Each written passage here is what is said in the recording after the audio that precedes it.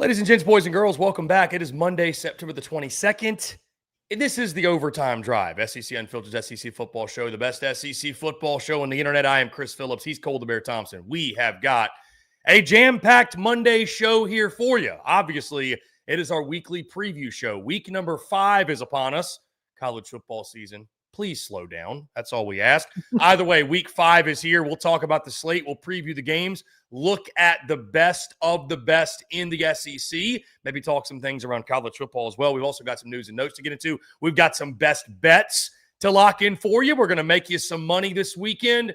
And, of course, we're going to kick things off with the big news that took place this morning, the reported permanent opponents for each SEC team. In case you forgot, yes, 3 permanents, 6 rotating in a 9-game conference schedule. Tomorrow night, they will be revealed the full 2026 schedule. But in the meantime, earlier today, 3 permanent opponents rotating each 4 years, I believe it is. But at least for the next 4, we know who each SEC team, or at least right now, we think we know who each SEC team is going to play. We'll give our full reaction to those. Anyways, guys, jam-packed show here on a Monday night. Also taking your questions, your comments, please.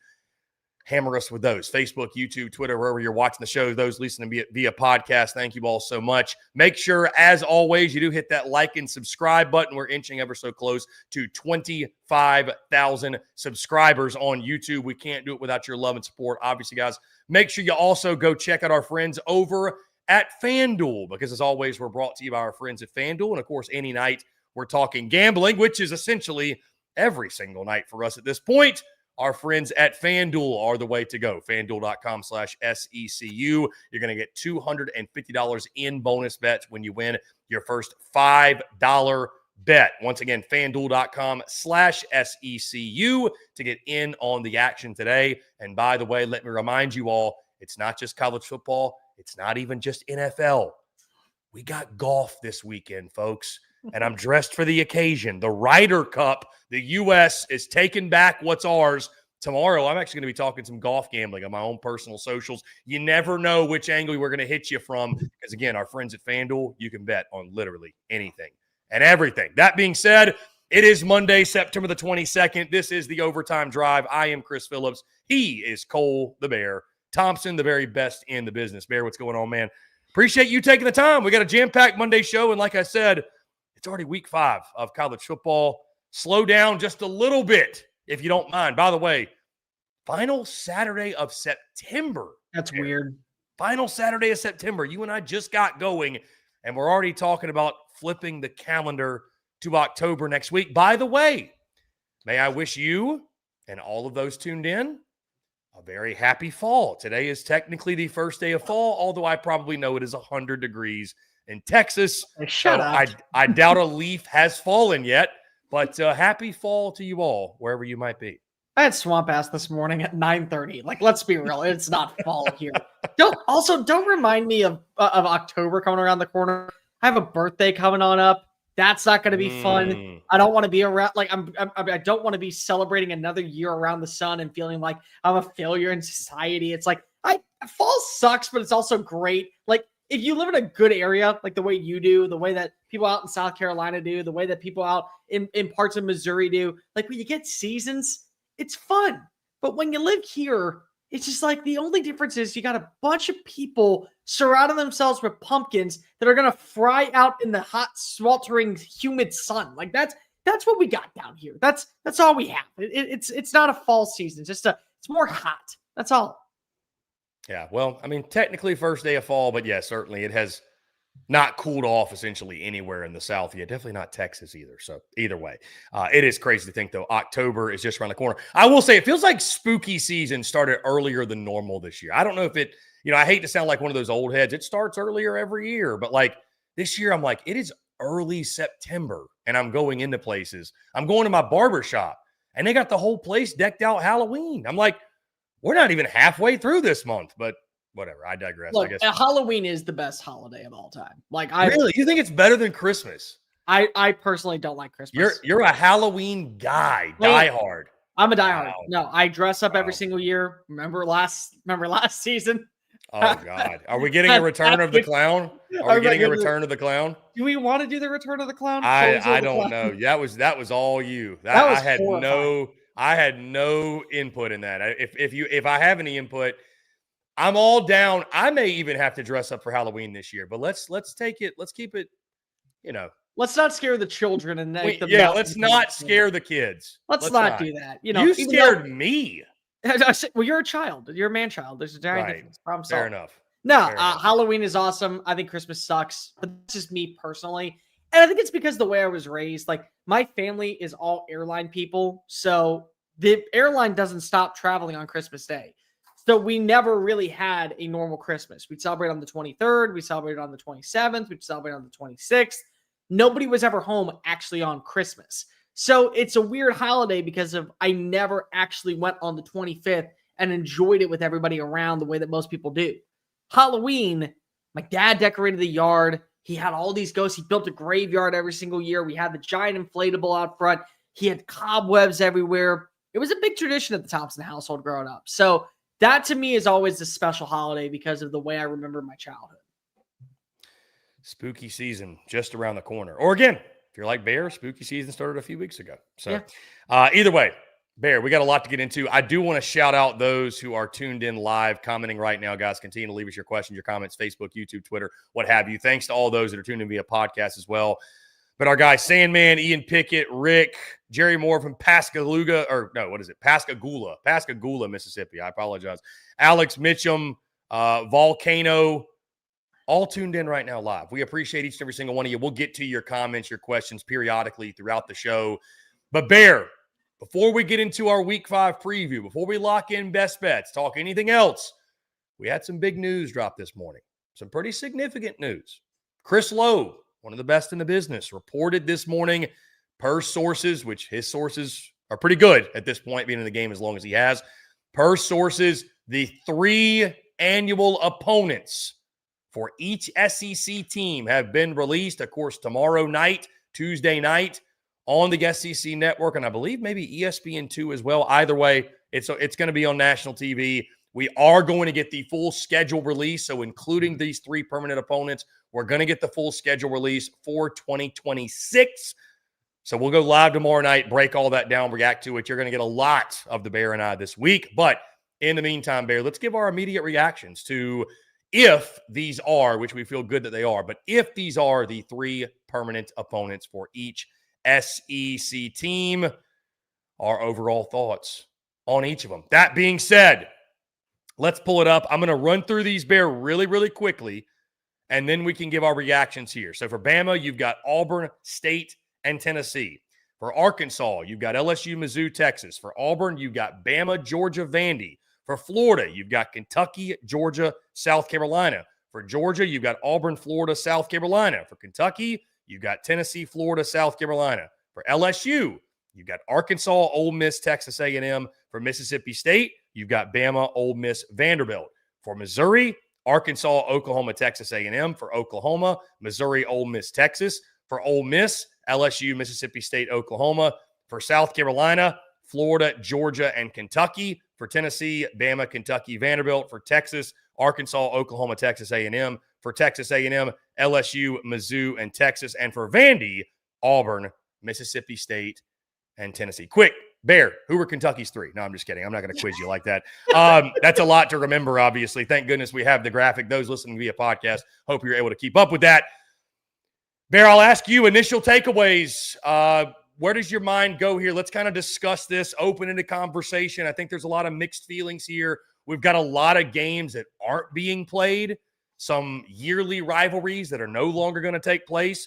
Most notably, no Bama LSU on a yearly basis. No Georgia Tennessee on a yearly basis. Some of the others, Mississippi State Bama's back on the schedule on a yearly basis. Missouri South Carolina, the Mayor's Cup, no longer on a yearly basis. Texas A&M South Carolina, Battle for the Bonham, no longer on a yearly basis. Bear, thoughts on the games that we lost? Are there any in particular when you first saw it that irked you or made you irate? I think the thing to consider here too, though, we are going to have those 6 games that interchange. Right. So we'll get them a lot, but like we're not getting Bama LSU on a yearly basis anymore, and I don't really know how to feel about that. That's one I understand. The one that really stands out to me, you didn't even mention it. It's Florida, Tennessee. That's a Yeah. Yeah. That's one to where it's like, here's the thing. Regardless of how you feel about Florida and the trajectory that's going in right now with the Billy Napier era or whoever comes in next season to take over the job, like the thing is, that's a guaranteed win every single time Florida and Tennessee play down in the swamp. It is. And so, what if that's a game that ultimately has Florida waiting for the opportunity to punch its ticket to the college football playoff, and you don't get that matchup? And now you got to play off against, I don't know, LSU instead. You got to face off against, I don't know, Texas instead. And that costs you a spot in the college football playoff. Like, that's one thing. But also for Tennessee's standpoint, Tennessee, they're like, you have a good schedule, but you don't play Georgia anymore. That is a game that I think is a little infuriating. It is cool, though, that we are getting some games back. Like, I can tell you just growing up, I remember what Georgia, South Carolina was and how much animosity was between those two fan bases. They at least are respecting that rivalry back on in. And then Alabama, Mississippi State. It's interesting because so many people, including you, are like, what about the LSU game? Like what about we got to have the LSU game. I get that. But you do realize in the grand context of Alabama football, Mississippi State's a bigger rival. And so you get that game back on. And also for Alabama, like, can you imagine what if Auburn finally does turn the corner and they're right back to being a legit contender? You now have to face off against Tennessee, Auburn, and LSU all in the same year as your annual trio, which also doesn't include matchups against potentially a rising Texas A&M, a rising Texas squad once again, a surging Vanderbilt team, whatever Georgia's going to be every single year. Like that's got to matter in a lot of different ways. I'll tell you the team that I just feel the most terrible for, and I know where you're going. It's Arkansas. I know where. Yeah, who does why do we do this? Why do we do this on a yearly basis? Every year, what did Woo Pig do to the SEC? It's every year. Like it's here's the thing. It's not even the three opponents because that's one area. You know they're gonna get screwed over also when it comes to the other games that are included with it. Like you have LSU, which is always going to be able to have your number because they always have your number. Missouri, who seems to always have your number. And Texas that has arguably year in and year out, top 3 recruiting class, top 10 transfer portal class, stability in the coaching staff, and great quarterback play. And that's your 3 every single year. It's truly just like, what did Bobby Petrino do in 2011 that was so bad that not only set the program back from being a national title contender to now making them the butt of every joke in the SEC? Because they always get royally screwed over. It doesn't matter. Like, they have to wake up every year when the schedule's released and go, same shit as always. Let's just get this over with. Because you know what's going to happen. You know what's about to occur. The question is, though, who would they not play? I mean, I think you had to have Mizzou in their 3. That's a game that has to be played yearly, that rivalry. Texas is a rival for them. They hate Texas. So, I mean, I guess you didn't have to have them, but it made sense. And the battle for the Golden Boot. I mean, it just sucks because all 3 of these teams, I guess, that they're most rivals with are very good. So, but you're not wrong. It is poor Arkansas at this point. Like, they get no breaks.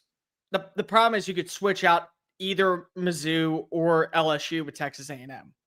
But is that really a win right now? Like, even that's not like is that really a win? Like, you can't do Oklahoma, which I can get behind a little bit, but like, still, is that really a win? Like, the 2 other teams that you would slightly consider from their time in the Southwest Conference, is that a victory for you? Like, Mizzou's trending in the right direction. They absolutely are taking a step forward.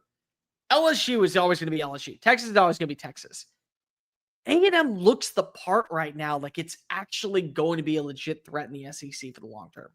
So that's already a problem for you too. So it's like, we also got a projecting based off of where these teams are going. Things can change instantaneously overnight. But regardless, like if you are Arkansas and Hunter Yurachek is going out of his way to make sure that he brings in the next right head coach, what's the selling point at this moment? You're underfunded. You don't have a lot of money interested in NIL for football when it's in baseball and basketball. You don't have a lot of resources on building your roster. Oh, and by the way, you're going to have the three toughest rivals every single year in your annual opponents. Like, what's the selling point at this moment? On the flip side, Bear. So I guess we just talked about the biggest loser in the 3 annual opponents. The biggest winner. How many 20s did Danny White slip to Greg Sankey to get the draw of, yes, you do have Alabama, 3rd Saturday in October, or whenever this game's going to be played. Glad that's still on the schedule. But your other 2, and I say this with respect, because one of them right now is a power. Kentucky and Vanderbilt. Those are your other 2, Bear. Those are your other 2 that you're going to get on a yearly basis. And again, I say it with respect. Maybe Vandy, this is sustained long-term, but I think realistically a lot of us think, hey, what's it going to look like after Diego Pavia? And again, with all things considered, with who else you could have gotten, Bama, Kentucky, Vandy, you'll take that draw every time, Bear. You'll take that draw every single time. You don't have to play Florida. You don't have to play South Carolina. You don't have to play Mizzou. You don't have to play LSU. You don't have to play Auburn. You get Kentucky and Vandy. So big winners, big winners. And I'll tell you this, Bear, the one thing I don't want to do, though, they are winners. I don't want to overreact too much because, like I said, there's 6 other games that I think are going to help balance out the schedules, right? But we're just talking about the annual opponents again. So Tennessee was a big winner, my man. That's a pretty favorable slate. Tennessee's a big winner. Depending on where the program goes. And again, we don't know right now. If you get the right coach in the building, if you get the right culture, Florida's not terrible. It's not terrible. It's not. South Carolina, are they going to continue to build off of what you have with Lenore Sellers? Are they going to be a team that takes you in that next direction? Kentucky, what are they going to be? It's really Georgia. It's Georgia, and it's in Jacksonville. It's always a game to where we talk about neutral site field. You know the animosity is going to be at an all-time high. It could be promising. It could. On the flip side, though, South Carolina could be a winner too. Because what if you don't get the higher right down in Gainesville again? What if you go again G5 path and you land a dud and it's nobody who is actually going to be able to truly invest the program? Kentucky, depending on what happens with the Mark Stoops situation, if John Summerall takes the job, I think in 2 or 3 years, definitely we have to view Kentucky in a different light. But for right now, for 4 years, that's, I think, right now, 2 wins. It's not terrible if you're South Carolina. Not terrible. Tennessee, though, is the biggest winner because I don't think that Kentucky's turning the corner at the right time. And we don't know with Vanderbilt. Vanderbilt could be turning the corner at the right moment. It really could be promising. Clark Lee, his vision, making it clear that he wants to be a part of fixing the identity of what is Commodore football for the long term, could help out with selling the program in the right mindset of recruits, transfer portal additions. But we're all just projecting. Diego Pavia could be gone, and you don't land a quarterback. You end up going 5-7 the next 3 years. That could be the case. So it's like it's a little bit like on that fence when it comes to Vanderbilt. Besides that, if they don't end up being the same team, it's Alabama the 3rd Saturday in October, and then 2 easy wins. I'll tell you another team that I'm actually looking at them like, ew. Bear, can I throw one out really quickly? It's just literally the inverse of Florida. It's South Carolina. Yes, I just said if they if they ever get it together. I mean, Georgia, Kentucky, Florida. It's literally the same thing except the opposite of each other. They play each other. So, yeah, if they ever get it rolling, I mean, depending on what happens with Florida, I think we just have more trust probably in the long term that Florida's going to figure it out and Georgia's just going to be Georgia. So, but those Georgia-South Carolina games, to your point, not to cut you off, those games, obviously, I grew up right on the border of South Carolina and Georgia. Right. Getting that game back, I'm interested probably how Gamecock fans feel. I'm sure there's some of them that are like, oh my gosh, woe is me. We have to play this tough team. There are, and again, I am from, shout out, North Augusta, South Carolina, right there on the Savannah River, right across the river from Augusta, Georgia. Like, Bear, when I grew up, they used to have what's called a border bash. They would have like a big party in Augusta where it was on the river. It was South Carolina and Georgia fans all came together, this big festival. Like, that game was a really big deal. So I, for one, selfishly am glad that game's back on the schedule. And that was always a game where another one where just like weird stuff happened. There's a lot of Georgia guys on the South Carolina roster. There's a ton of South Carolina guys on the Georgia roster. So There's a lot of games I'm happy to see back. That one I am selfishly back on the schedule. Another team that is potentially a loser. Again, it's all based off the trajectory of one program. But if Auburn does not get its shit together, I mean, you have Bama, you have Georgia, you have Vandy. Vandy's decent. And honestly, I'm a big believer in Clark Lee. I think he's here for the long term. I don't think he's going to get another opportunity elsewhere. I don't think he wants another opportunity elsewhere. Vandy guy. He is going to land the right pieces. Georgia's Georgia. And you couldn't take away that rivalry because it's the Deep South's oldest rivalry. It's a matchup that has to be played. And you can't take away the Iron Bowl. But if Vandy turns the corner, plus you throw in Texas A&M, South Carolina, Mizzou, Ole Miss, and I'll say Tennessee one season. Those games, and let's just throw in just for all fun and intents purposes, Texas. I mean, you got a 9-game guy. How many of those are wins? Honestly, when you look at Auburn, Auburn's lucky because we don't know what Vandy is right now. But if they end up turning the corner, you could argue them and Arkansas right neck and neck for toughest schedules when it comes to the annual opponents. Who's the one that you were most surprised by? That's a good question. Most surprised by, I had to look back and be like, Yeah. I don't know. I mean, I got two. All right, you go ahead. I feel like I don't have a good answer for this. Oklahoma just with Ole Miss felt weird. That was an odd crossover. That really was. Just here, we're just gonna throw you out there and say, okay, cool. I thought Oklahoma, Arkansas would have made a lot of sense. It would have, but I think that they want to make sure that there was at least one team from the SEC, from the playing days of the SEC, and not just newcomers. So that I think was a factor. I think A&M also slightly weird, only because of, again, what's the Mizzou tie? I get it, Big 12, but you already had the Big 12 with the Lone Star Showdown. You couldn't sell me on Arkansas, or you couldn't sell me potentially on Oklahoma at least. At least there's geographical purposes. Mizzou and Ole Miss are just two randoms. A&M needs a third team. Missouri. Let's give them that. I mean, South Carolina could have been that third team. They have a trophy. Yeah. There's a rivalry there. There's history there. I think the Southwest Classic, again, it's a staple game. It's one of the ones that I remember when joining the SEC, people talking so highly about coming back. And all right, I guess we're not going to care about that anymore. We're not going to care about tradition. The game's not being played in Jerry World, so who gives a care anymore about this game actually mattering? And then the Ole Miss again. Where is the Ole? What is it? Why Oklahoma? It just truly felt we got to give him somebody. We can't give it Mizzou. We already gave him Mizzou. We can't give him Mississippi. Ole Miss. Let's see.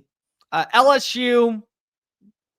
I think LSU's is fine. You got Battle for the Golden Boot, Magnolia Bowl, and the A&M rivalry. That makes sense. No. I'm saying for Ole Miss, it's gotcha. You get the Egg Bowl. Who gives a crap about Florida? Who gives a crap about Florida? Screw it, Oklahoma. There you go. That's what it felt like when it came to that. Yeah. One. Yeah, that one's a bit odd. I don't really know that there's a tie with Ole Miss and Oklahoma. There were going to be some randoms, I think, just because if you're trying to organize this schedule. But there's some weird games missing. Again, Florida, Tennessee is one, like we talked about. That really sticks out to me. Bama, LSU, that really sticks out to me. You know what a game I miss, Bear? And I guess I'm glad to see that, the 9-game conference schedule, we're certainly probably going to get it. Auburn, LSU is a game I can't wait to see back on the schedule. That one to me was always a classic. That was always a really fun game that you grew up with. Like I said, I'm glad South Carolina, Georgia is back on the schedule. I mean, Georgia, Tennessee not being a permanent is interesting, to say the very least. So, but I'm interested in the other 6 games, the shuffling we're going to have in those other 6 games, what this is going to look like. So it's thanks a lot, college football world. This is our 9-game conference schedule now. This is our new reality. So what I can appreciate about this, it set a trend in college football because of the other conference that didn't play 8 games is now playing a 9-conference game. ACC announced today, moving to a 9-conference game schedule. They're going to have annual opponents. So look at that. The SEC setting trends for the sport that will forever change the legacy of the college football play. Can't see that in the Big Ten. Don't see that in the Big 12. And they're already playing 9 conference games, but who cares? SEC setting the standard. Good job on you, Greg Sankey. Good job. Taking credit where credit's definitely not due. So you and I agree, winner Tennessee, loser Arkansas, and a lot of in between from there. By the way, I do love how Texas fans commenting about, we got Arkansas because they hate us and we don't care about them. That's a fun game, though. Who's like the fun one that you're just excited to see?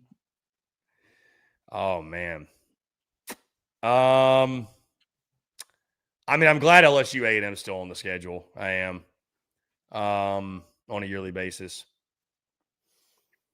I think I go back to South Carolina, Georgia, man. That's a fun game to get back on the yearly slate. That is. That's like a weird game. South Carolina plays the fly in their ointment role very well, it seems, with the Dogs. I'm very excited for Florida and South Carolina to be a matchup. It just feels like hey, we don't talk about you enough, but we need to be talking about you more kind of game. Like, this is where we catapult ourselves into the conversation for a college football playoff threat if we have the right coach. And again, it all comes down to Florida. Can they bring in somebody this offseason that's actually going to make them competitive? Because you fired Dan Mullen, who actually made you competitive because you didn't like to recruit. And look at how far you shot yourself in the foot. I did laugh. You mentioned it already, but I did laugh when they stuck Vandy with Auburn. It just makes me think, God, I do wish Diego Pavia could get that 7th year available. Oh, I want him one more year. My goodness. Just three years in a row against Hugh Freeze. Hugh might retire if Diego Pavia comes back for another one, which he's not going to. I think he has to. Like, if you lose for a 4th time to a kid you could have brought in as your quarterback, and then you find out he's coming back for an extra year of eligibility, and they're your permanent rival, you're never evading him. He's going to be in your nightmares. He won't. No, here'd be the best part, Chris. He wouldn't end up going to the NFL. He'd become a coach, and he'd become a coach on Vandy's staff, and he would just be staring him down every single Saturday that those two meet. Just that blemish, that big old eyes of just, I can't stomach you. I can't look at you. I'm not going away. I'm like the stench on your feet, brother. I'm here for the rest of eternity. You're going to have to leave before I do. Another game I'm excited about, Bear, now that I looked at it. I'm glad we get Mississippi State, Alabama back on the schedule. Hey, let's see if the Dogs can beat Bama. See if Jeff Lebby can beat Kalen DeBoer, huh? Okay. Listen, I know that Mississippi State fans were fired up when that game dropped off, but it ain't Nick Saban no more, man. I mean, maybe this streak's got to end at some point. Secretly, I'm very happy for Oklahoma Mizzou to be there. I am. Oh, yeah. Because of the SEC, I don't think truly understands how much these two programs hate each other, and they're figuring it out over the last year and a half. I want that to still continue to grow. I want them to be at the finish line for a 5-star talent that says he's going to Oklahoma. Mizzou wins the football game. He flips over to Mizzou, or vice versa. Like, there's something about that rivalry that just doesn't get enough respect. I love that we're going to continue to see it be played. That's the most fun new rivalry. And again, you talk to both fan bases. It will dawn on you very, very quickly, like you said, the disdain that they both have. Each other. They hate each other. They hate each other. And it's a beautiful thing, for sure. Guys, we'd love to hear from you, your thoughts. What do you think about the 3 permanents? What do you think about the 3 annual opponents for your team and for the entire conference? Do you love it? Do you hate it? What matchups are you excited to see? What matchups do you wish you were seeing on a yearly basis? Let us know your thoughts. We'd love to hear from you. Bear, let's move on. Week number 5. And like I mentioned, guys, tomorrow night, the full schedule release will drop. We will go live yet again to react to the full 2026 schedules along with the annual opponents. So you'll get even more from us tomorrow night. That's going to be a really, really fun show, Bear. Can't wait to do it with you. That being said, week number 5 is officially here, and this is a week of the college football season, Bear. Not just the SEC football season, but the college football season we have all been looking forward to because it is a jam-packed slate. So many great games across the country. Of course, we are going to focus specifically on the SEC slate. And guys, if you want a full breakdown, preview, prediction all that good stuff. Make sure you go check it out over at SEC Unfiltered, YouTube, podcast, etc. The full breakdowns have officially begun to drop today. Tomorrow, we will have the rest for you all. Bear, this game, though, or excuse me, this week, it is highlighted by a few games, but one in particular. The SEC Unfiltered Tour's destination, that being Athens, Georgia. Georgia and Alabama. I'm really glad you and I are touching on this game yet again because I cannot believe myself, Bear.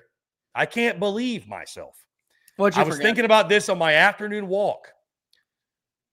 What I forgot to mention, and I mentioned every stat in the book, every trend about this game, except for one, which actually helps my case and who I'm picking, which, again, go watch the video. We'll talk pick 'em on Thursday. It helps my case in the pick. Bear, Georgia ain't lost a home game since 2019, my man. We didn't even talk about it. Can you tell me who it was to? Yes, Bear. I know very well who it was to. It was in South. It was to Ryan Holinsky in South Carolina Gamecocks. Yes, I know very, very well who the loss was to. Georgia's got like a 35-game home winning streak on the line. 35. 34? Something like that. 34, Yeah, the mid-30s. They have not lost a home game since pre-COVID. Think about how insane that is. Pre-COVID. And they're putting that streak on the line. Then you've got the whole Bama owns Georgia thing. Kirby's 1-6 against Bama. Kalen DeBoer's 1-0 against Georgia. But they haven't played in the regular season in Athens against Kirby Smart. This will be Kirby's first time, if you can believe it, Bear, his first time ever facing Alabama at home. And to think, like, he hasn't been at Georgia 2 years. He's been there since 2017. It's crazy to think. And thankfully, with the new scheduling, I don't think this will be the case. We're finally getting this game between the hedges. Last time they played between the hedges, Bama took belt to ass in 2015. Georgia hasn't beaten them in the regular season since 2007. They haven't beaten them in Athens since 2003. All that being said, Bear, it all sets up for a classic on Saturday night. And I can't wait. And I know you can't wait. And we all can't wait. And I don't care who you're a fan of. Boy, this is going to be a fun one. I'm trying to look back at the schedule from 2020. I think that they've only had one or two games, if I'm not mistaken, that have been within 8-point differential. That's how dominant Georgia's been in Sanford Stadium. And it's one of those things where you don't doubt Kirby and you don't doubt the atmosphere, but also it's Alabama. And again, Alabama somehow, some way just has the Bulldogs number. And they had it when Kirby was on the staff in Alabama. They've had it since Kirby went to Georgia. They've had it since really 2007 when Saban arrived. The culture, the legacy, like all those things have been embedded into what Alabama does really well. And that to me is where, if there's a team to do it, initially you thought it was Texas. Right now, Texas, with the way the offense looks, even again, the performance we saw on Saturday against Houston, you can't bank on it. You simply can't, because if Kirby will be able to make the right necessary adjustments at halftime to fix whatever faults are going on with his offense and respond. Even if it's like a 17-14 finish, like it still will end up being a game that we talk about that you're going to see Georgia, I think, be the more complete team because of the way they're going to finish this in the second half. With Alabama, it's just you kind of have to throw everything else out to the wayside, in my opinion, until the job is done. You do. Because Kirby was able to come back and be down by 3 scores in the second half, find a way to take the lead in the fourth quarter, and still lose. They've been able to play multiple times in Atlanta where they've taken the lead. They've looked like the more prepared team. They've made the right adjustments and still lose. They've had a quarterback that was good enough to lead you to a national championship. He split reps with JT Daniels in 2020, and he still lost. I mean, like, that's just it. You can do whatever you want when it comes to fixing the adjustments and playing things on the fly and using your brand of offense that is just the ace in the hole, and you still lose. That's where we are. That's where we are with Georgia. So if you told me that this game was always played on a neutral site, absolutely, I could see it happening. But to me, until I see it, it's so easy to fall for. Well, yeah, I mean, they don't lose at home. They have such a dynamic defense. They respond so well. They can run the football efficiently. Again, that drive against Tennessee coming out of the first half. That's vintage Georgia. That's Georgia that you want to see. That's going to give you life. That's going to be the ace in the hole. But it's Alabama. It doesn't matter because they've done all these things before. They've made all these adjustments before. They've landed all these high-profile recruits before. They brought in the right pieces before. And it doesn't matter. They still end up taking the L. And that's something that also has to be factored in. I think Kalen DeBoer as well, his success against elite coaches or the coaches that we view in such high regard is another thing that you can't overlook. I mean, Dan Lanning, we all view him as top 5, top 6 coach in college football. Still no against him. Steve Sarkisian, view him as the vision down in Austin, changing the culture, bringing you almost all the way back to the level of where you were in 2005. 2-0 against him. Kirby Smart, king of the SEC, 1-0 against him. Brian Kelly, able to just be the wizard that he is, 1-0 against him. I mean, he beats everybody. I mean, it's another thing that where, yeah, we talk about Saban. That's Kalen DeBoer's calling card. You're an elite coach or a coach that's very high regarded. I'm going to beat you. I'm going to beat you soundly. I'm going to show you I can win that game. It's when you face off against the Clark Lees of the world that's when you got to wonder about what's going to happen with Kalen DeBoer. It does seem to be those games where they're supposed to win, they struggle the most. I can't. So I said something today on the show, Bear, that I want to give credit for right now. Because if you go back and listen, you're going to wonder, did he come up with that? I didn't. I got a buddy of mine that I'll be linking up with on Friday, playing golf with somewhere in Athens. We'll go into his tailgate Saturday. It's a buddy of mine. I won't say his name, but he used to work at Georgia under Kirby, was on the staff. And he's where I've adopted a lot of my isms when talking about Georgia, some of the things I say. One of them I said today that I have to give him credit. Gives me goosebumps every time I see him put it on his Instagram story or when he texts it to me. It's probably one of my favorite things just for Georgia. Tee it up, keep score. I remember that. Tee it up, keep score. Also, lock the gates. They got to see us. I just, dude, I'll tell you this. No matter what happens, I'm so stoked as a football fan, as a sports fan, as a fan of high drama, just suspense. I'm so stoked for this game, man. I have no doubt. I'll be shocked if this game doesn't deliver. I really will. It's Georgia. It's Alabama. It is the creme de la creme. I know Texas has had a lot of success, and I get it. They made the SEC. This is taking nothing away from anyone else when we spend time talking about how special this game is. It's not. This is just giving appreciation to what these two and it's so cool. Many of you out there will probably never go to an Alabama-Georgia game, and that makes sense because you maybe aren't a Bama or a Georgia fan. But it's so cool, Bear. I mean, there's shit talk. Don't get me wrong. There'll be plenty of shit talk. There's going to be so much barking at people that, I mean, you've never seen it before. But what I felt last year, even in Tuscaloosa, there's also like this mutual respect. Yeah. Like the two programs hate each other, but they can tip the cap and say, we respect you. Like, they are cut from the same cloth. Literally. Nick Saban built Bama, Kirby Smart. Nick Saban built Kirby Smart built Georgia. Yep. I mean, he has built it after Nick's image. So, and now it almost feels like it's the prodigal son trying to complete the prophecy and become take over the empire, essentially, finally. And then you've got Kalen DeBoer playing that spoiler. I just, so many great storylines. I know, listen, I got a lot of shit today from Ole Miss people that we should have went to Oxford. And I wish I could be in two places at once, guys. I really do. I get it. Ole Miss and LSU are undefeated. We'll talk about that game here in just a second. That's going to be an awesome game. Magnolia Bowl never disappoints. The guys, I'm going to play spoiler right now. Every year that we're traveling, Bama, Georgia is going to be on the schedule, folks. It's just a game you have to get to. This is a game that when it's on the schedule, you have to make an appointment to get to this ball game. I can't wait, man. I really can't. I went to the game in 2015 when I was a student in Alabama. I went to multiple games because I had to for work because I was writing for the Crimson. I mean, for the newspaper at the time. But as a fan, it's the game of the games. It is. It was the game of the games when you had Mark Richt there. It's the game of the games with Kirby there. It is.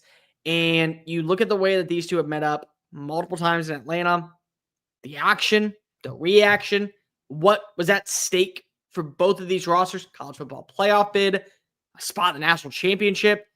It carries a lot of weight. There are so many good games this weekend that we're just looking at in the grand scheme of college football. I mean, like, I look at Washington versus Ohio State as a sleeper game.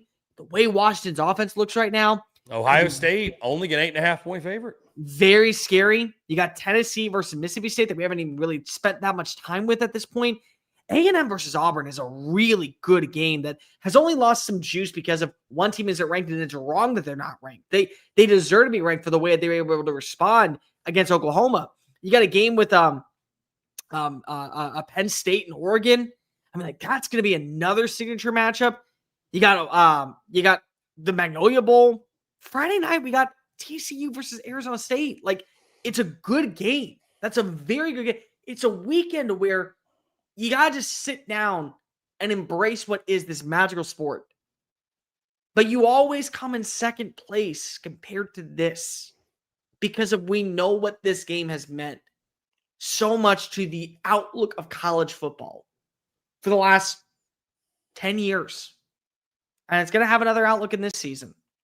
I mean, if Alabama loses, you have 2 losses on the year, and you cannot afford to fall short against LSU or Tennessee or Vanderbilt or Oklahoma or South Carolina, even for that matter, or Auburn.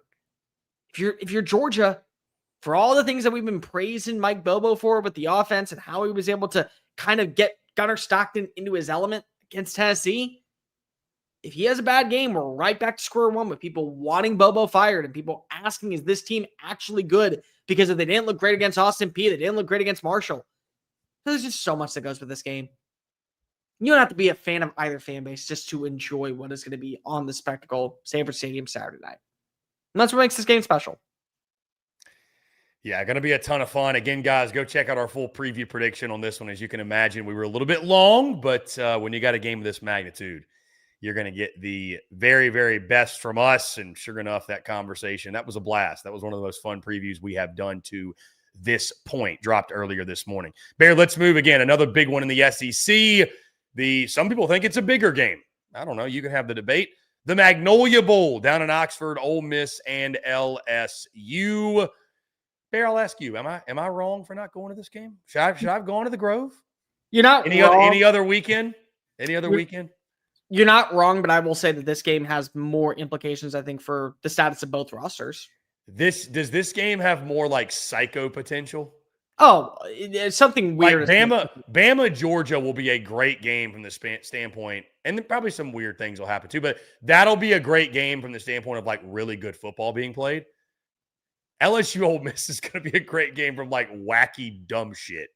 Here's what I can envision. Do you remember Georgia Auburn 2013? Ricardo Lewis, the tip. Oh God, landed. Yeah. The miracle at Jordan Hare. The miracle at Jordan Hare. Yeah. I could see something like that happening down in the Magnolia Bowl. Garrett Nussmeier, it's a tip ball by Sage Ryan right into the breadbasket. Former team. He's now playing for Ole Miss. Helps out his former team get into the end zone as the time expires. Like, I could see that.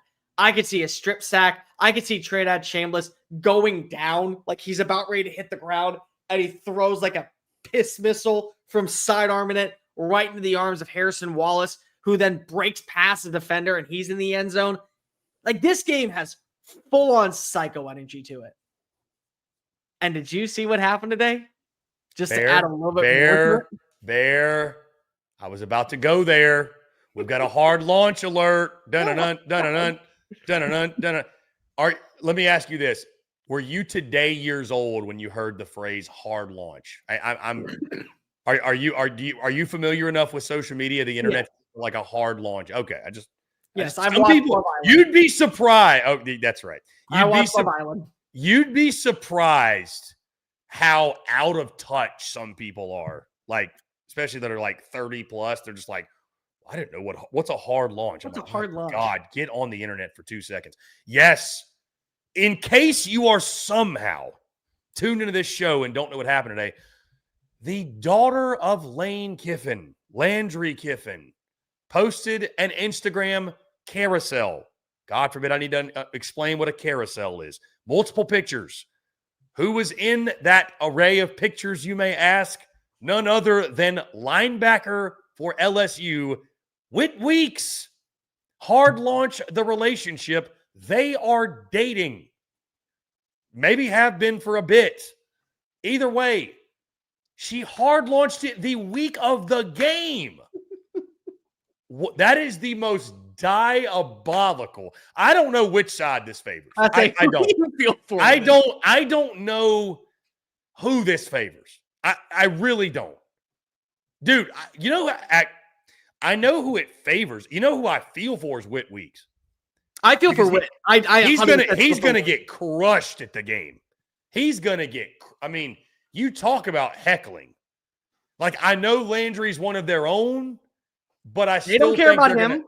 They're gonna heckle the shit out of him, like relentlessly heckle him. Do you think that this week of practice, Lane has gone up to all the interior linemen and said, I will pay for your next NIL check and double it if you knock him the hell out? Because I can't do it. Let me ask you this. Do you think Lane is the kind of dad where Whit had to ask his permission to date his daughter? Or do you think Lane stays out of it? I bet Lane stays out of it. I think he's too focused on other things. I think he also wants to pretend that that's not happening in his life. Like, I think he's the dad that's so trying to fixate on him having a son that's going to become a quarterback, him having a really good team. His wife moved down here. His ex-wife moved down here. He's focusing on maybe trying to figure out how to be a good dual parent kind of feel. It's like, whatever's going on, Landry, she's an adult. Let her make her own decisions. Just tell me about it. I don't want to see it. Or he's too busy sliding into Sidney Thomas's DMs with a roll tide. Tide. Listen, Lane, I don't blame you. Let's keep it moving. All right. Here's how diabolical it could be for his family. Lane recruited Landry.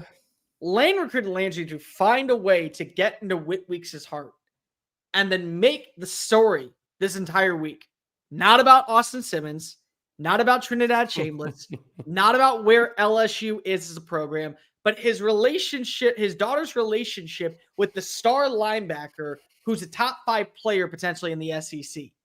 And now all the focus is on that, which is going to allow his team to feel like that they get to work through practice. And it's going to throw his brain off. And then she dumps him after the game because of he lost. And it's great Jedi mind tricks that Lane probably sent him out there for. You can see it. The gamesmanship never stops, does it? The gamesmanship just never stops. Actually, with the game, though, boy, you talk about the game that can make Trinidad Chambliss a legend down in Oxford. What a turn of events if you are Trinidad Chambliss. Like, you probably came in hopeful to play, but you didn't wish anything upon Austin Simmons because you knew coming in, hey, this is Austin Simmons' team. And we've gone from that to, hey, bud, you're starting against the LSU Tigers. Good luck. I mean, the way he's played, obviously, he deserves it. And I don't know if we've even got like an official announcement from Ole Miss yet. We're just all assuming. I mean, I don't know how you couldn't start him. He's going to start. Yes. Yeah. He goes out there and beats LSU, man. The legend is officially born. Officially born. The thing is that if he wins this game, I think he's in the conversation of being Offensive Player of the Year. I stand on that. Because he's looked so good against Tulane and against Arkansas. And credit where credit's due. Arkansas fought back. Arkansas did have a sufficient offense on the ground. Defensively, Ole Miss had its fair share of struggles. But every single time that they were able to respond, every single time that they were able to get points, who responded? 6. Cool, calm, collected. Never felt like the moment was too big. Never felt like that he had to do too much. Did everything he wanted, made it work. Then did it again against Tulane. A Tulane squad that we all had high hopes. People were picking this as an upset. You and I didn't, but there were people out there that said, don't look now. That John Summerall team, it's going to be something. No, it's going to be nothing because of Ole Miss is just going to shut them down defensively, and Trinidad Chambliss is going to have a day. You know what, against Blake Baker's defense? I mean, would there be a performance at this point in the year outside of what happens with the Georgia-Alabama game that you could probably say was the most defining performance with a win? Because what Joey Aguilar did against that defense for Georgia is something to write home about. But he didn't get the win. You get the win? That's the performance of the year by a quarterback that nobody talked about all offseason. Nobody. I don't think people in Ole Miss talked about him outside of just the role he was going to have as that wildcat, spread formation, change some things up kind of thing. Nobody talked about Trinidad Chambliss. Nobody. And now he's the favorite to win the Offensive Player of the Year. If he balls out in this game against a Blake Baker defense, the way that this defense is transformed, I don't know what crazy bet I'm going to do. I'll come up with it on Thursday night. This is going to be your new irresponsible Taylor Green player. It's going to come close because Taylor Green made me say some very irresponsible things that got me in trouble last week. And I'm still getting comment sections from it. So, Trinidad Chambliss, don't let me down because you have now become my favorite person in college football. Which means he's probably cursed and is probably going to. We're not going to put that. Take a step back. No, we ain't putting that. Let's hope not. Let's hope not. No. But from the LSU side, when you look at it from the LSU, if LSU's playing at the version that we saw against Clemson, they're going to run away with this game potentially, in my opinion. Yeah. I mean, I think so. I mean, I think the defense, they can make Trinidad Chambliss look mortal. I think if the running game can expose some deficiencies Ole Miss has in the defensive front, I do think.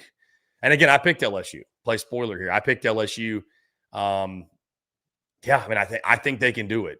They've got to be able to run the football. Garrett Nussmeier has got to play a clean brand of football, play to the level we know he's capable. This one's going to be fun. Like you said, Bear, it's going to be some weird stuff that happens in this game.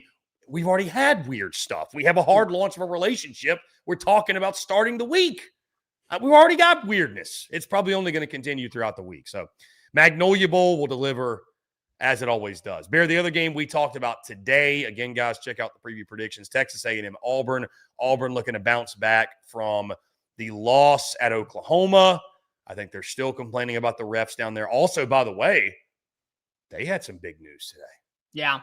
Bruce Pearl officially calling it quits on a random Monday, September 22nd, 42 days away from tip-off. Stephen Pearl, his son, taking over. By the way, go check out. I actually did a video breakdown on that. We'll be talking college basketball as well before you know it, getting into the season. But they had some big news on the hardwood. Either way, though, Auburn looking to bounce back. A&M coming off a bye week. It feels like we haven't seen them in forever, but it's because they didn't play last weekend. Building off of and coming off of their last game, which was the Notre Dame victory. Game in College Station, afternoon kick, Bear. You and I both think A&M obviously finds a way, but this is a scary kind of matchup. This is typically where A&M comes out, doesn't play all that great. These are the ones that scare you for the Aggies. The talent's there for Auburn to win this football game.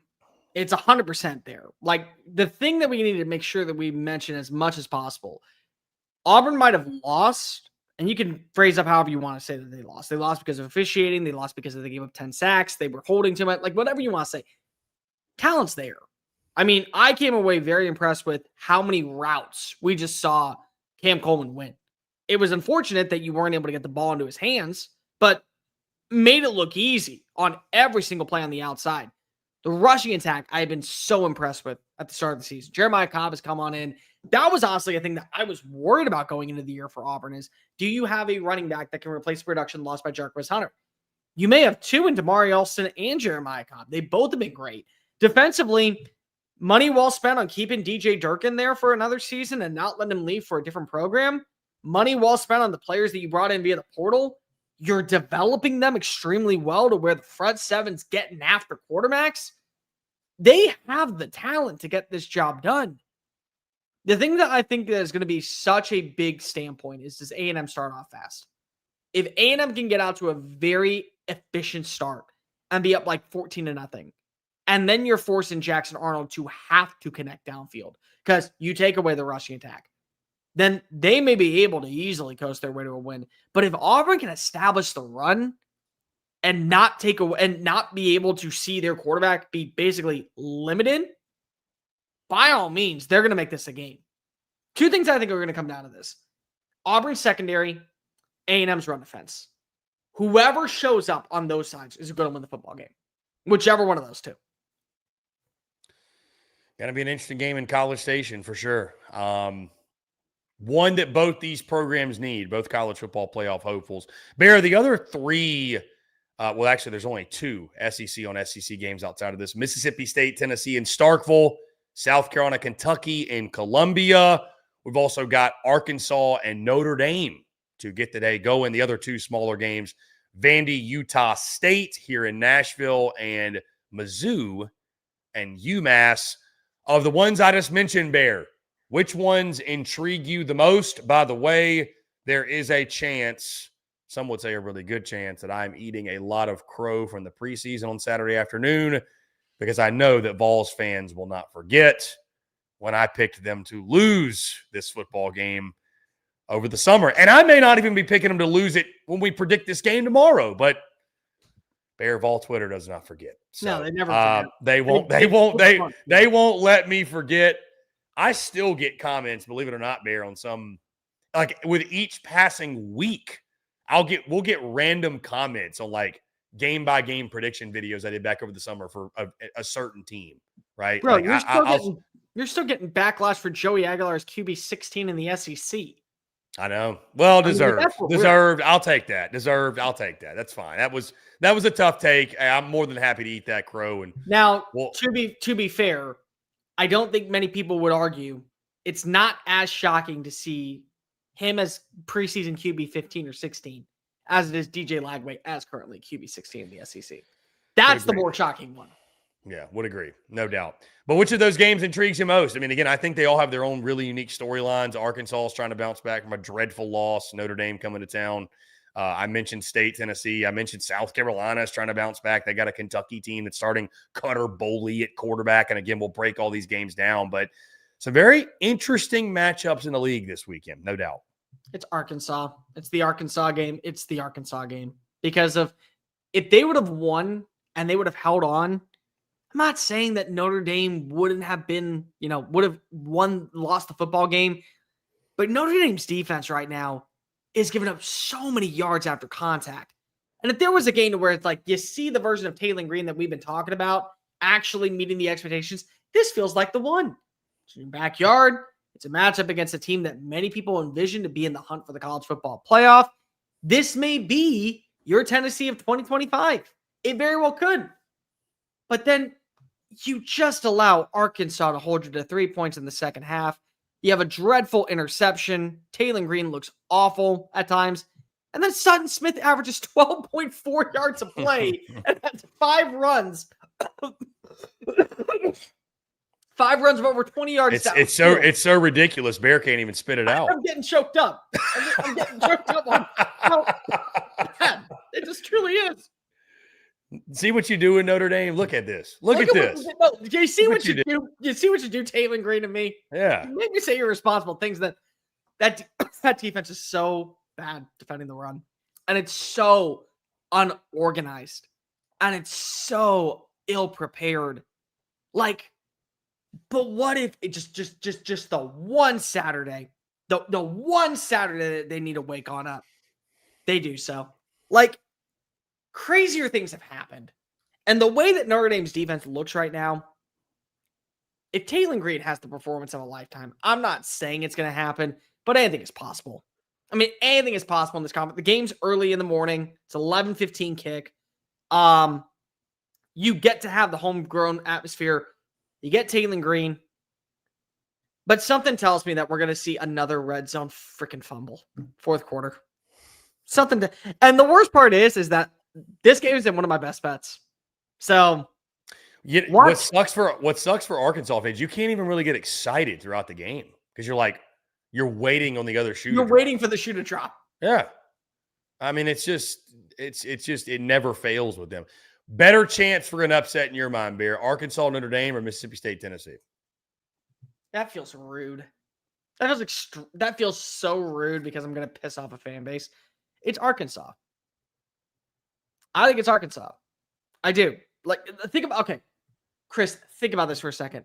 Notre Dame last year relied so heavily on its defense to be the backbone for its team when the offense was not able to move, especially through the air. They've given up 41, 27, and 30 points in their first 3 games.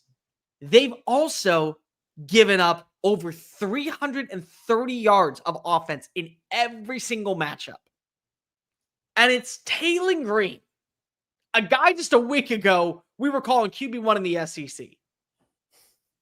Like, as much as I want to believe that Mississippi State can get the job done, I think if you can't run the football against Tennessee's defensive line and you're putting all that pressure on Blake Shapen, they're going to slow you down like they are. They're going to slow down your wide receivers. You're going to get healthier on the opposing side. And that up-tempo rushing attack. Again, they can run the football with ease. That, to me, is where we're at.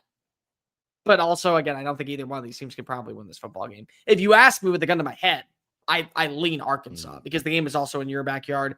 And you're going up against a team that has shown you its deficiencies defensively. I mean, I get it. You haven't really played 2 teams, Eastern Tennessee State and UAB. But I mean, you've averaged, 40 points per game the entire year? Come on. Come on. The Cowbells will be rocking and starting. Who are you picking? You have to wait and see. I don't know yet. I don't know. You don't know which one you think has a better shot of getting an upset? Better shot at the upset. I at least have to think about it. I have to think about it. I think I got to stick to my guns here. You're going to pick Mississippi State. Yeah. The Cowbells. Dude, Mississippi State's coming in red hot, guns a-blazing, white block MSU helmets. Oh, they're doing the whiteout. They're doing the whiteout. I'm not going to lie. That new logo on the helmet, it's a top 5 helmet. Well, it's a new old logo. Like they used to wear it, which they need to make it the permanent logo. Just make the permanent. It's a top 5 helmet in college football. It's with sick. The white. Oh, it's sick. It's the white's crispy. The white's crispy. I honestly may take Mississippi State with the points simply because of that logo. Just because of the logo. Why not? Yeah. Makes sense. Bear again. Mizzou, UMass, blowout city incoming. It is homecoming, by the way. They'll have a lot of fun there and come over for that. Vandy, Utah State. Don't expect that one to be close either. South Carolina, Kentucky. No. It's a 6.5-point spread, Bear. No. Cutter Bowley. No. And the Cats are going into Willie B for a ridiculously late 7:45 p.m. Eastern time kickoff. They're going to have all day to get lubricated up over there. Get ready to go for kick, to drown their sorrows from the week prior. Whatever you want to do. That game doesn't tickle your fancy at all. No.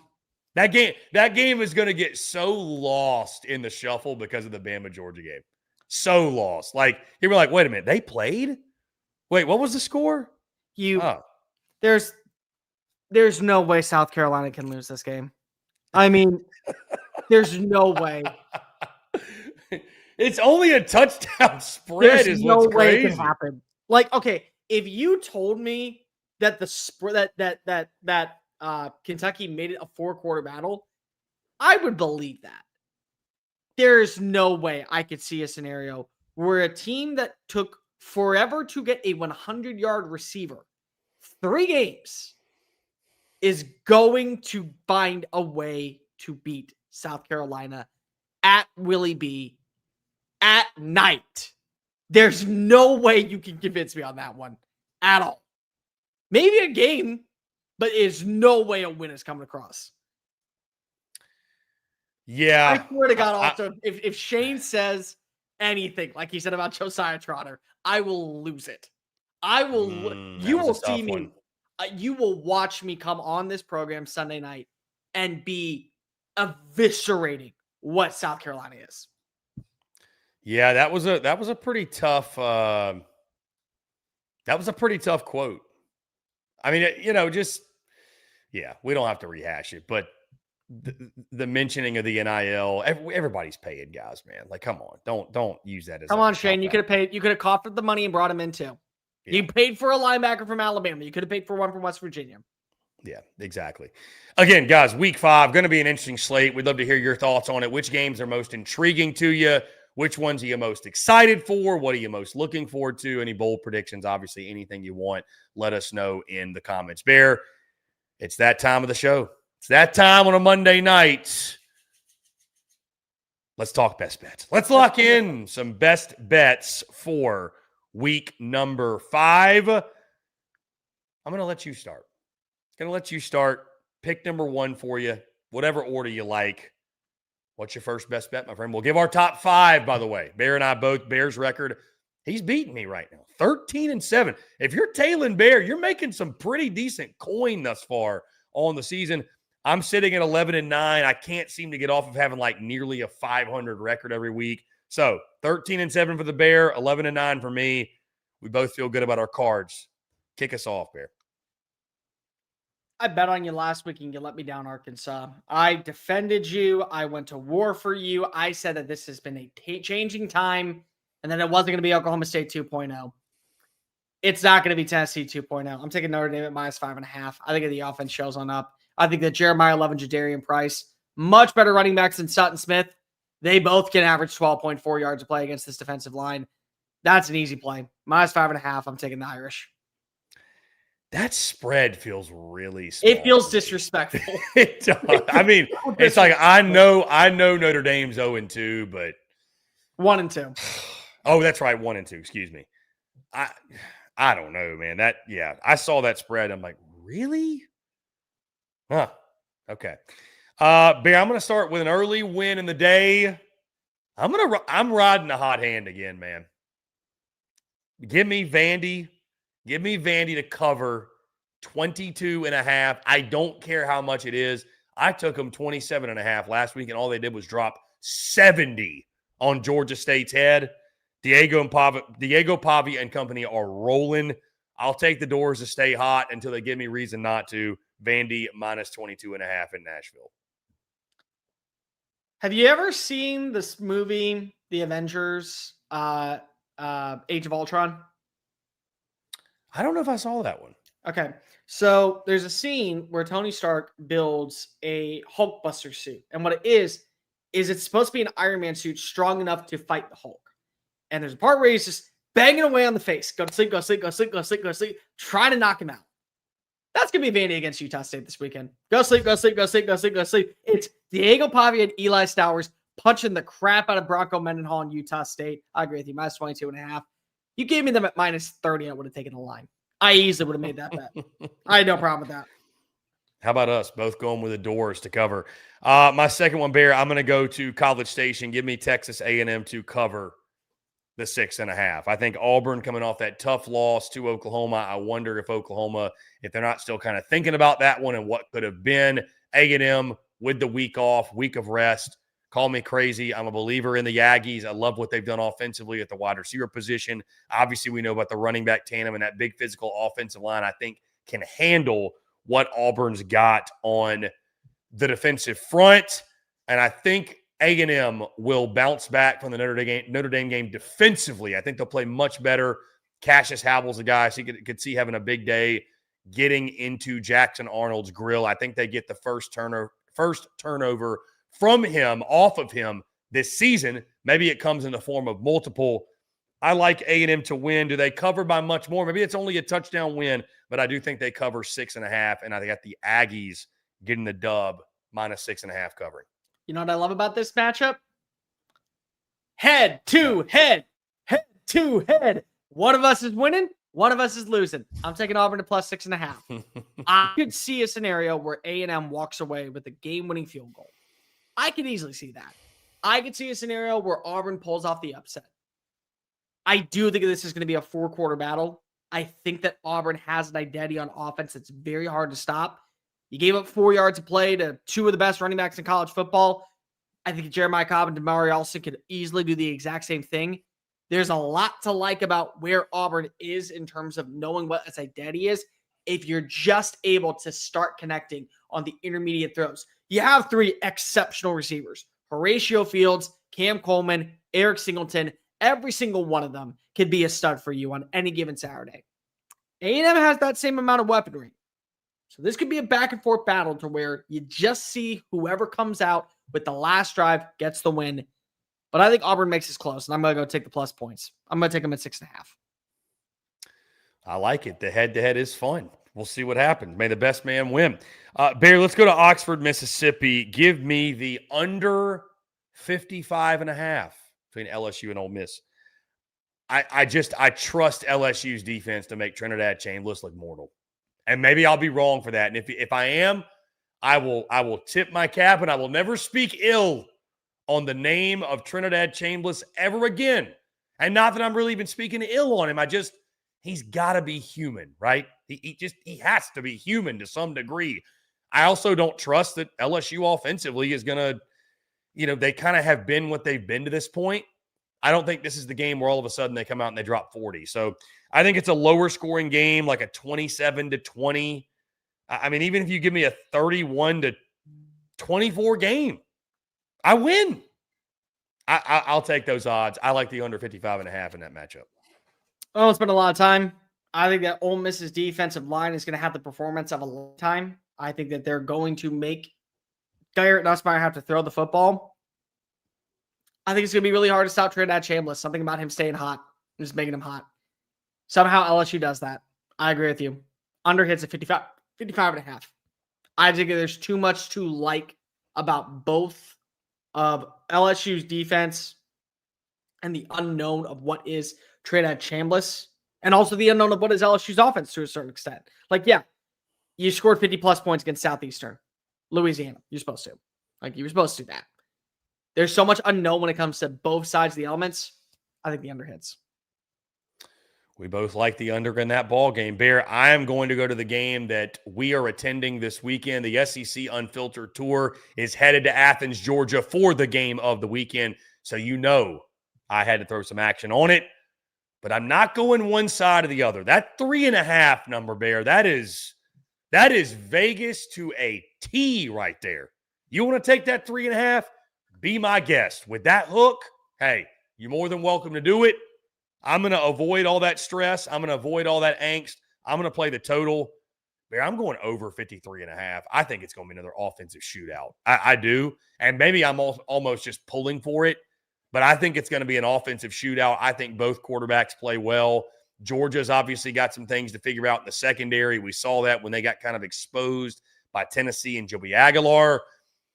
I know Alabama's secondary is full of big-time ball players, but I like this Georgia receiving corps a lot. And believe it or not, you're going to think I'm crazy for uttering these words. I trust Mike Bobo. I do. He's not nearly as bad as Georgia fans think he is. I think he'll have a great game plan. I think both teams are going to have a great game plan coming out of the bye week. Gunnar Stockton showed me a ton in Knoxville. His rushing ability is a difference. He'll be able to make the big throws. This feels like a whoever has the ball last type of ball game might win, or at least it could come down to a situation where who has it last could win this game. I think it's back and forth. I think over 53.5 is a lock. So I already made a big-time bet on a team before that has been phenomenal this season and hasn't gotten a lot of respect that it deserves. I bet that Mizzou was going to cover its own spread against Central Arkansas at 51.5. They're going to do the exact same thing when it comes to this UMass game, and they could do it by halftime. UMass this season is 133rd in total points allowed. 42 against Temple, 27 against FCS Bryant, and 47 against Iowa. Iowa's offense scored 47 points against you. And you may have the best running back tandem in the SEC, if not college football. You may have the most slept-on quarterback currently in the SEC, if not college football. and you have a cast of weapons that is able to make life pure hell for any defensive backfield, it's not even going to be close. I'm taking the plus 40. I'm taking the 42.5. I'm easily thinking that this is going to be a massive win. The backups are going to be able to come in the third quarter and make this a breeze for Mizzou as they improve to 5-0. So you got Mizzou covering 42.5. I got Mizzou. No. My bad. I do not have Mizzou covering 42.5. My bad. I have them beating the over themselves at 58.5. I think Mizzou hangs 60.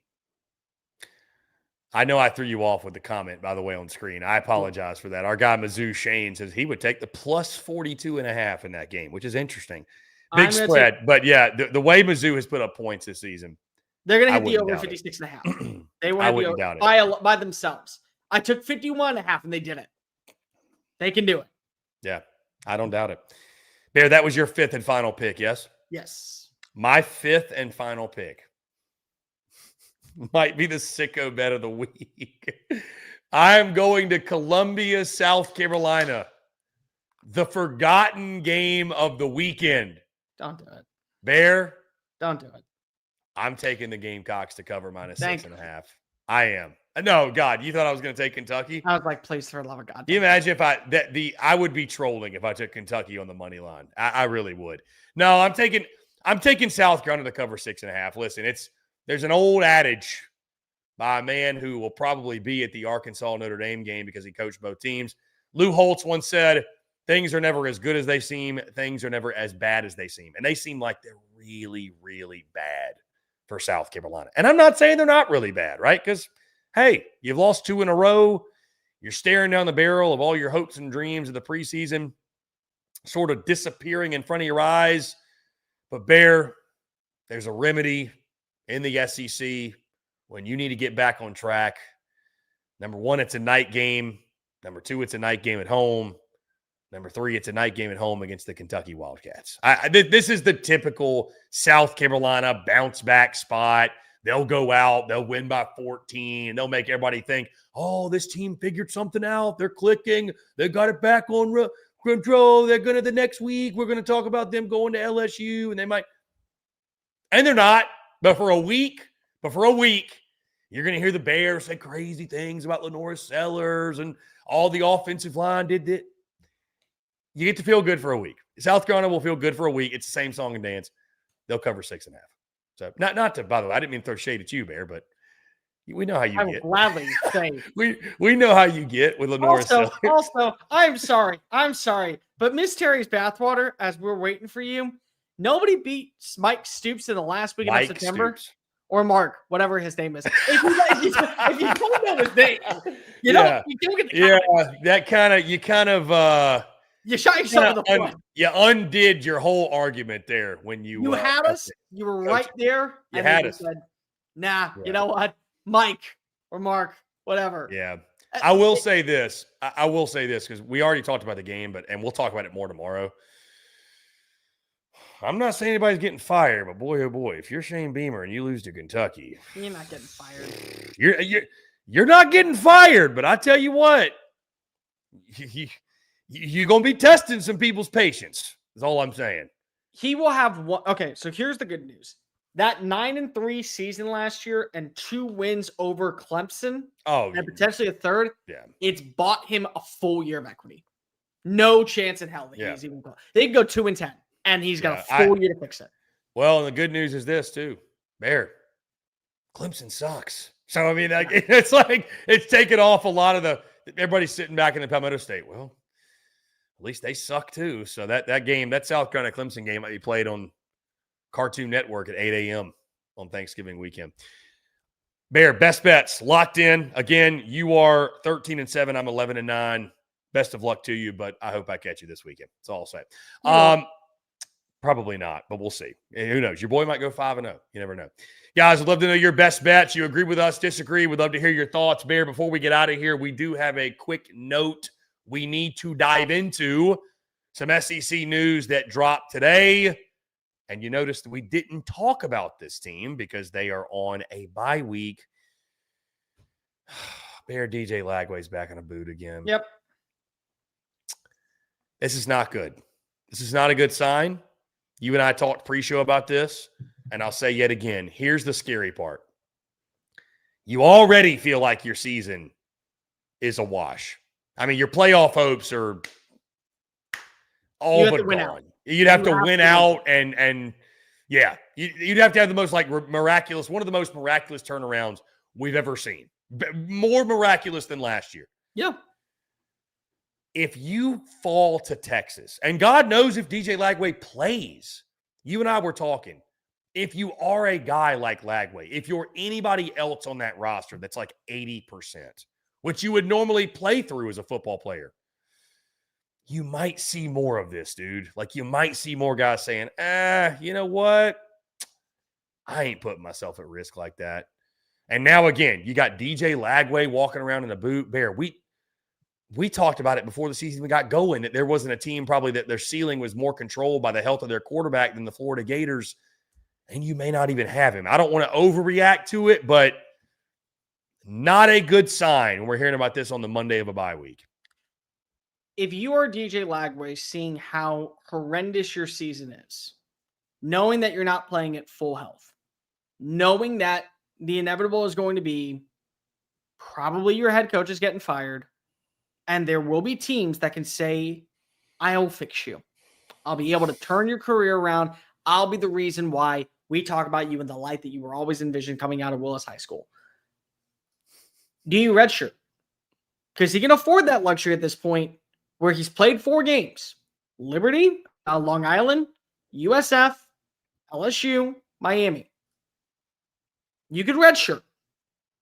Do you take that opportunity to save yourself whatever else is going wrong with your season? Get fully healthy. Go see whoever you have to fix the problems. Figure out if you want to be a part of the long-term plan out in Florida after the season. Wait to see who they hire. Decide on if you want to go into the portal and bet on yourself to have a better career next season. Because right now, your stock is at a low. But if you say, hey, was playing injured the entire year, definitely wasn't at full speed, rushed myself back, made the most logical explanation for my career to sit out the season, knowing that I have to worry about the long term, can't go pro after the season anyways, have multiple years of college football still left, eligibility at my disposal, let me go figure out what's best for me. Do you take that opportunity? Yeah, it's going to be a lot of interesting decisions made. It just feels like things going from bad to worse for the Florida Gators. So, and when, again, you're losing, it snowballs. When you got a situation where essentially the entire fan base wants the coach fired, you've also got that to deal with as well. And I'm not saying they're wrong for that. Obviously, Gators fans, I think you're very justified in that school of thinking. But, yeah, if DJ Lagway goes down or he decides to take a red shirt or something else happens of that nature, a long season just got even longer for you. Even longer. Let me ask you right now, even if Harrison Bailey were to play, do they win another football game? Here's their schedule for the rest of the year. Just to remind you. Mm-hmm. Texas A&M, revamp Mississippi State, Georgia, Kentucky, Ole Miss, Tennessee, Florida State. Or are they 1-11? God, it is crazy to think that they're even if they if Harrison Bailey's their quarterback, even if they play well a couple times, they're very easily staring 3-9 in the face. Their one win would come against Tennessee because they don't lose to Tennessee in the swamp. That would be it.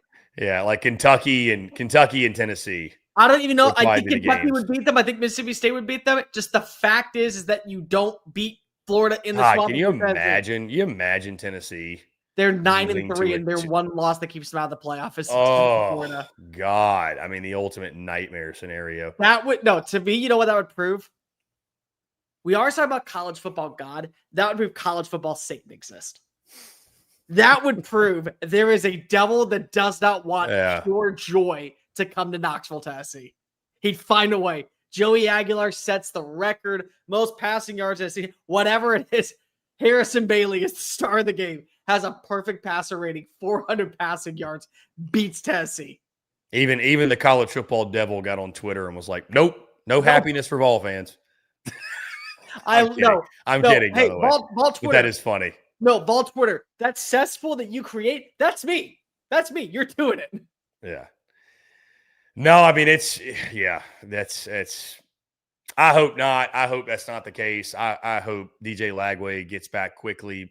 Maybe it's just precautionary, but not the news you want. You have 2 weeks, so you're in a good spot to where at least they don't play this weekend. But it also makes you think he's got to be playing through stuff. I mean, I know no doubt he's probably playing through that as we speak. So hopefully he can get on the mend, get back, play against Texas. We'll see what happens in that ball game. It wasn't out today. That game is a 3:30 Eastern time kick, by the way. So no night game, but still the afternoon kick, primetime slots. At least you're not 11 a.m.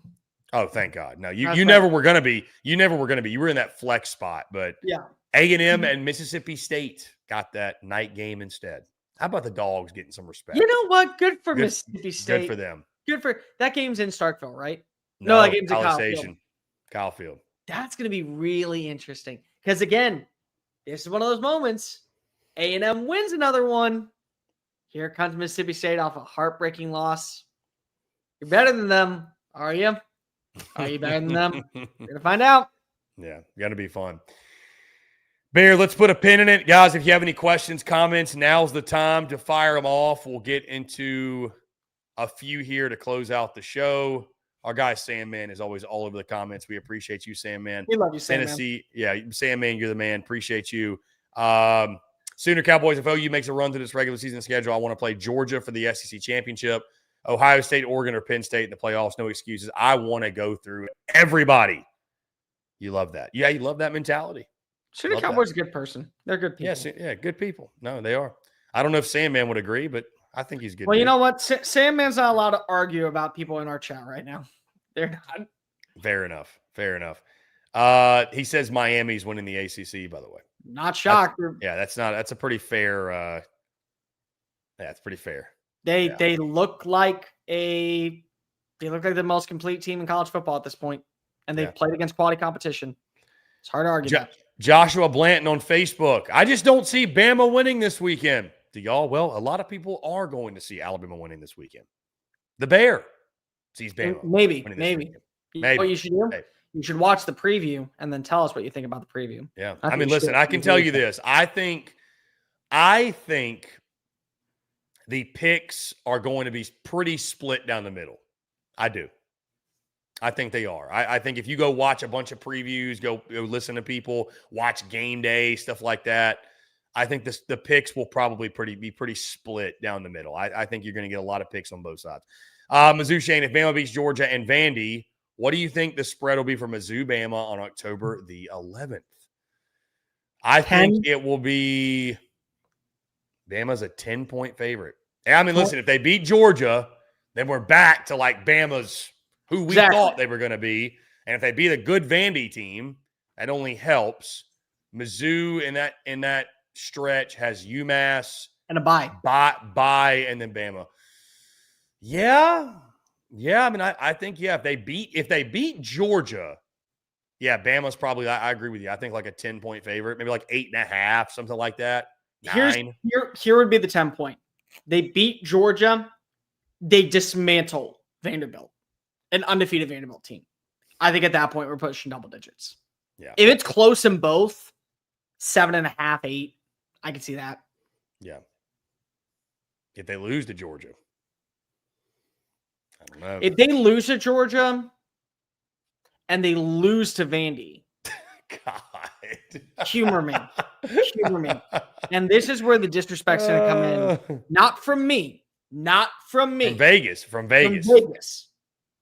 They will still be at least a 4-point favorite over at Mizzou in their backyard. Yeah, probably. They still will be a favorite. They'll still definitely be a favorite. That's what's crazy to think. They will still be a favorite no matter what. They would be, just remember, they would be 2-3 going into the matchup against a 5-0 Mizzou, and they would be favored. That's how much disrespect Mizzou has. And here's the question. Does Mizzou, Bama, if Bama beats Georgia and Vandy, does Mizzou, Bama get College Game Day? Or, and I don't know who else outside of the SEC, what that looks like this weekend, or would they go to Dallas for Red River? Interesting. Very interesting. I personally think it's very, very hard if Texas wins for them not to go to, yeah. Not to. Just because. You'd have an undefeated team and a one-loss Texas with this matchup, with how big of a rivalry it is. See, there's that Mizzou disrespect again. There it is. Volcano. We can't get away from it. I like this one. Do y'all think Arkansas is UCLA, a sleeping giant that doesn't care about football? No, Arkansas cares about football. Oh, dude, to compare them to UCLA to me is crazy. Here's where I will push back on you and agree with Volcano a little bit. Not by much, but a little bit. They care about football, but they're not willing to invest the money in it, and they still want you to win. That's the difference. There is buy-in from the fans. There is buy-in from the boosters. There is buy-ins from Hunter Yurachek. People want Arkansas to be good. But much like UCLA, they say to you, here's your funds, figure it out. They don't want to invest. Tyson wants to invest in basketball, wants to invest in baseball, because it knows it has an opportunity to win in those sports right now. Absolutely. Here's the thing, and I brought this up to you. Rhett Lashley is a name that is going to get drawn up so much for the Arkansas job if it opens up. When it opens up. Let me just say it that way. If I'm Rhett Lashley, I'm not leaving SMU. I'm not. I haven't made it in a conference in the ACC. It's a private institution. And I got Dallas football talking again at a program that wants to be good. Why would I go? Why would I leave a great location because it's the SEC? Like, come on. Like, that's where we're at when it comes to this. The realistic thing, I said Ryan Silverfield from Memphis as an option. And people in the comment section were like, how dare you bring up that name? Like, we're suffering enough. It's like, guys, that's kind of the person you can afford to bring in. Names of G5 coaches that are looking for their opportunity to strike, or low-tier Power 4 coaches. Like, if Jake Dickert killed it at Wake Forest this year, that would be like a name you could go after. You're not getting the big-time threat. You're not even probably going to get a big-time offensive coordinator. Like, I heard somebody say, well, Will Stein's got to be on the phone list. Why does Will Stein have to be on the phone list? Why? Why would he want to go to that location right now with where it's at? That's where we are. Yeah, it's going to be interesting. Arkansas is in a very, very unique spot. Yeah. Bear, one last thing before we get out of here.